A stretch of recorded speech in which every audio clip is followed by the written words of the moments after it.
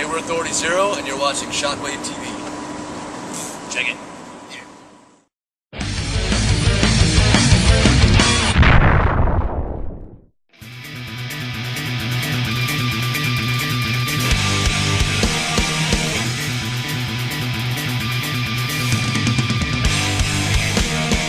I live through tragedy, fucked up most every year. Another dead end and another chance just to turn me around. Watching the rise and fall, most each and every day. Any chance it's getting old, and there's no way. No regrets, I know this is the way it had to go. No regrets, we go once again into the unknown. Hey, it's Vince. We're here with Authority Zero tonight here in Baltimore. They're doing their show. Let me get everybody to introduce yourself. Hey, I'm Sean. I play the drums. Jason, I sing. Hey, Mike, play bass. Brandon, I play guitar. Cool. Okay, so let's see. Mike, you're the newest guy in the band. I'm sorry. Yeah, that's Mike. me. Okay. I'm the new guy. Yeah, did it have any initiations or anything for you? You know, they made me run the merchandise for about 3 years before they gave me the gig. So, I always say go to Europe and good luck and play the bass. yeah, they threw me into the fire right away. I went to Russia and immediately got sick. There's a picture floating around on Google somewhere. I found it. I look pale as a ghost. You can tell. Good stuff. Just tell me a little bit about the new record, Tipping Point, and what does it represent? I mean, I know it's based, the title's based on a book, but tell me a little bit about what it represents to you.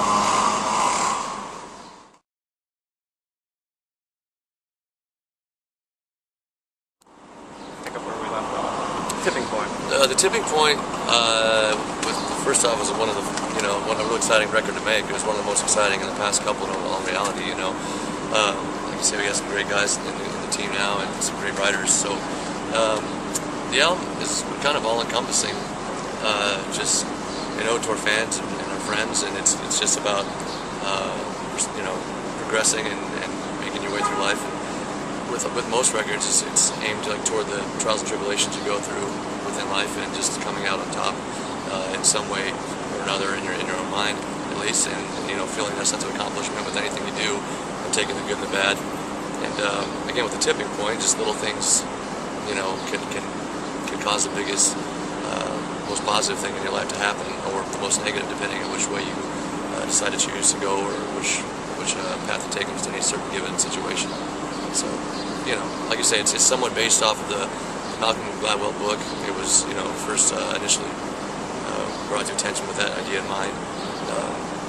But it's kind of two-sided with just basically things can go either way, and also how little things can cause that huge epidemic to happen. Just something else. Cool. Does it represent anything different to anybody else? Does it have like a special meaning or anything to you guys? Is it pretty much this? He nailed it. Nailed it. Nailed it. Cool. So, at what point did you start to kind of like expand with your style? You incorporated some reggae things. Was that with the new record, or? No, we've done that throughout history. I mean, honestly, ever since even, I'm talking 95, 6, whatever, we actually started writing solid structure songs. The thing with the group is it's always had dynamic members that have had their own personal tastes and flavor of music that they preferred over one or the other, you know what I mean?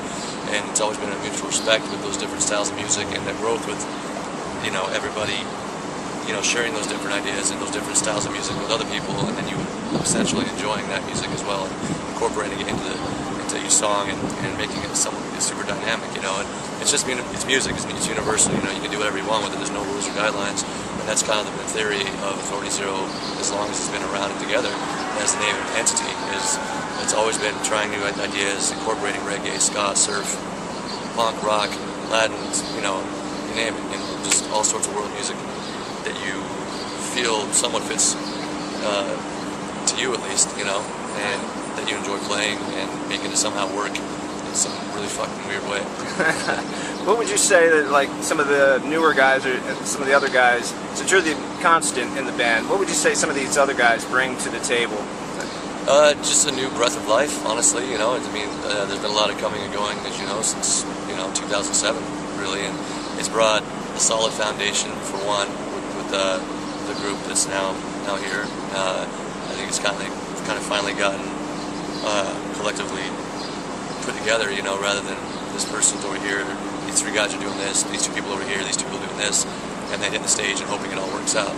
You know, with this, it's definitely brought a more solid entity, I think, in energy and individually, stylistically. I think, you know, Sean having an old school punk resume with Good Riddance and Kanzi stuff and all that. It's brought a somewhat of a solid, more again structured drumming style and hard hitting and aggression, I guess, and different kind of flavor to it. Obviously, you know, Brandon over here, he's speak for himself. Obviously, he's brought a lot of different guitar styles to the table as well, which is great because it's always been, again, like I say, a dynamic group. So it's always cool to have new things incorporated. And it's been like he's got more of an aggressive type background music, and also surf rock is something he's, you know, really good at. He's got a group also that does that, so it's, you know, it's brought a lot of cool stuff. Mike right here, he's a singer-songwriter as well as a frontman in his own band, you know, so he's brought in a new element of harmony and vocal style to the group, which is helping with all of us, you know, with the vocal styles on stage and bringing it all together. With like even past harmonies on records, you know, that we're able to pull out live now. And obviously, you know, his playing abilities, he plays multiple instruments as well, so he's just all a well-rounded musician. So everyone's really brought something individual to the table, and it's been cool. It's been a cool emotion. Cool. Somebody describe the live show you're doing currently. I know sometimes you'll do the acoustic thing, but have you ever incorporated it into like a live electric set? Anybody? Incorporate what? The acoustic. Right, Yeah. the acoustic actually is happening now in the electric set. Oh, sweet. Yeah, you'll see that tonight if you get some of this stuff. But Sweet. So what's it like touring with the guys from Ballyhoo? that's cool. They're good buddies. You know, we played with them in the past. You know, we've done some Florida stuff together, and that's kind of, you know, a big part of how this whole thing came together was, you know, just being friends from past touring and playing and staying in touch. And here we are. You know, them and versus the world. It's been a cool combination. Cool.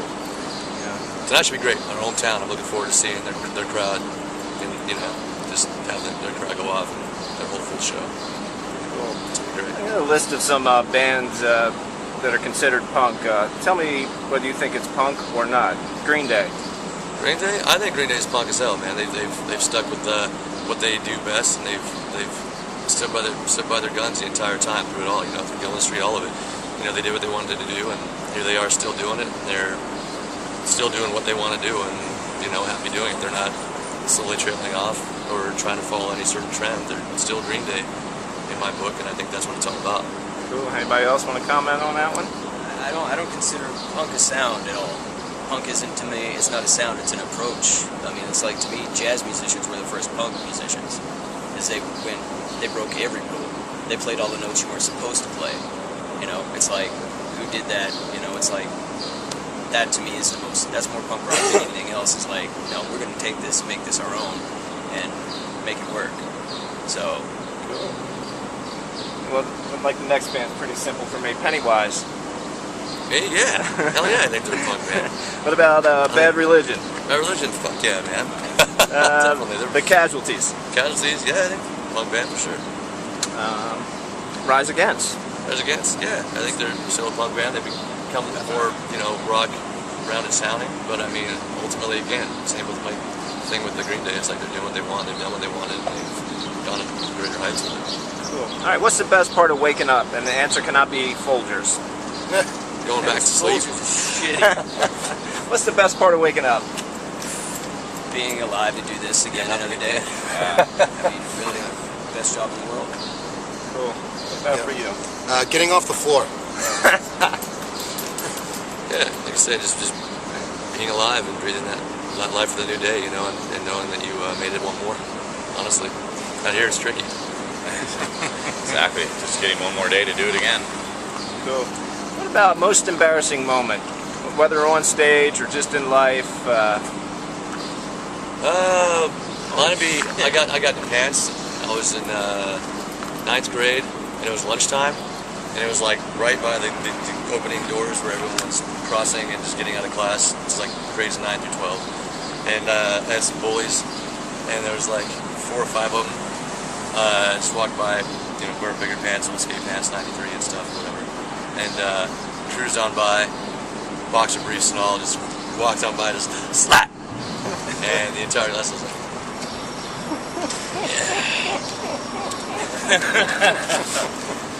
that was a good one. I played it off pretty cool, but it was pretty good. You got me. Anybody else want to share one of those stories? Man, I don't know. If you stick around 5 minutes, you'll probably see one of mine. I mean, seriously.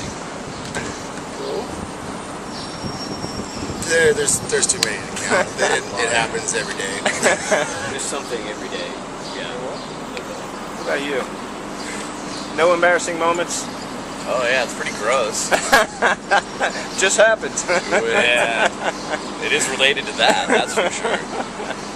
Sure, you want it? Spit it out. All right, I ran cross country in high school, and my intestines aren't the best, but about halfway through a 10-mile run, pull over into a Sizzler. My buddy pushes me out of the way and goes to the toilet. I'm like, no, you don't understand. Fuck it. Right into the urinal. He gets out, I go in, clean up, I come out, wash my hands, like, I've got to get out of here. And a guy comes in, he's like, oh, wow, somebody went for the wrong one. I was like, yeah, that's fucked up. Who would do that? Who would do that? I'm just running down the street. No choice, I'm sorry. Oh, man. So you guys all touring in the same van or bus or what have you, you guys feel like a bunch of brothers or more like cousins or what? Brothers, definitely. You know, like brothers. How do you escape? Because brothers have a tendency to sometimes disagree, argue, fight a little bit. You know, it's just a natural thing. What do you guys do to escape while on the road? What's your guilty pleasure? Where do you go hide? Sleep. Yeah, you don't talk to anybody. You just lay down your little monkey and go sleep. I go take off. A lot of cities I'll get to too, just to get out. You know, you got to stretch anyways. Every city you get to, just take a walk and go check out some sites or just get away for a bit, you know, and have some alone time. Really, it doesn't happen too crazy often, but it's just nice. You need that, you know what I mean? I think so. I usually stick by the venue, but when I'm doing my warm up, if I'm doing vocal warm up or warming up on the bass, that's just the time where I can kind of zone everyone else out. And you know, people come up and you know if they see me warming up, a lot of times they'll just kind of leave me alone because I'm in my zone, you know. And they've got enough respect to just kind of let me deal. Let's go this way. Apparently, there's no other parking spots here. Yeah, right? Okay. That's the one he needs. We got another one. Wow. Oh, shit. This is a nice little background right here. There we go. Let's pick up where we left off. The big shot. Yeah, so, you know, for me warming up, that's just basically where I get away. A couple hours. Cool. Oh, I lost my order there for a second. Warm up is good. Shower's good. Take the iPad in, throw some Bill Evans on, and something that's not loud punk rock. And Take your iPad in the shower, yeah, baby.